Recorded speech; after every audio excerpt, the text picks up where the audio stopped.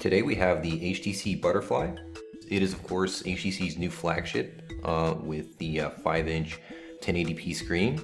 It is the international version of the HTC Droid DNA, which was released for the United States about several months ago.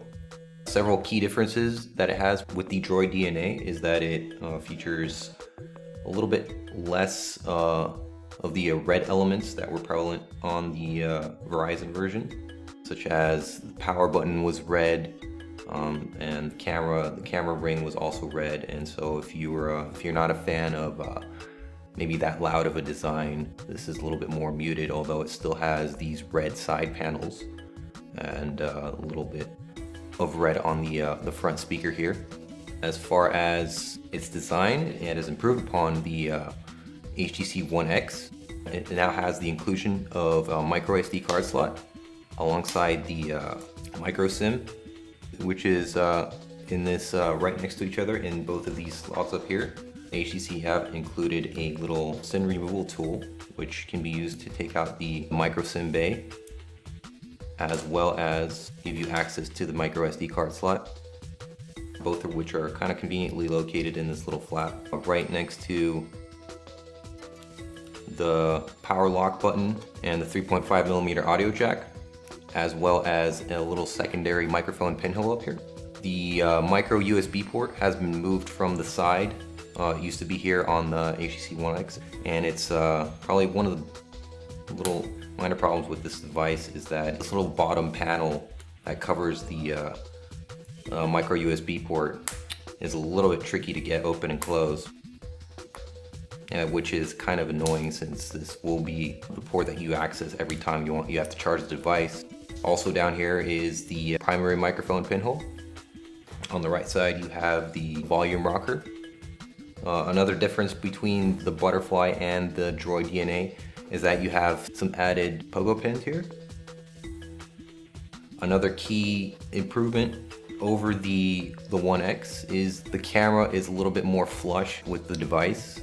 Here we have an HTC One X, and you can see how it pops out right here.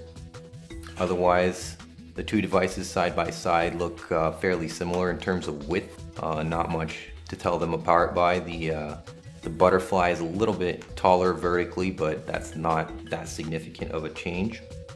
As far as the screen goes, both of the screens side by side, you can't really tell much to distinguish them. It seems that the Butterfly is a little bit more resistant to screen glare. But otherwise the design elements are a little bit more compact with the Butterfly. It doesn't have the curved design, but the back panel feels a little bit less sturdier than on the One X. The HTC Butterfly runs on Android 4.1 Jelly Bean. This is more or less the same version of Jelly Bean that you'll find on the HTC One X after it received its update about a month ago. Nothing's really changed over ICS apart from the usual updated Jelly Bean improvements, such as the expandable notifications. As far as apps go, HTC have included a new gallery interface, which allows you to browse through your photos a little bit more efficiently. There's integration for Facebook, Flickr, Picasa, SkyDrive, and of course your complimentary 25 gigabytes of Dropbox storage are also included. As far as the camera interface, it's pretty much what you'll see on other HTC devices.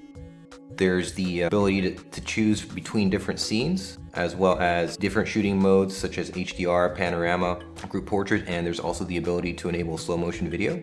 There's also the ability to take still images while recording video, as well as apply various filters. As far as the music integration goes, there's SoundHound and TuneIn Radio are included. Beats audio enhancement is also included, but that only is enabled once you plug in a headset. Finally, this version of Jelly Bean does not also include the Chrome browser. It only has the regular Android browser.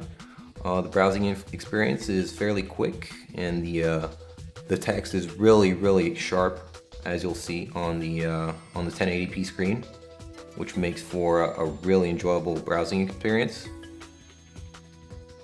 And that was the HTC Butterfly.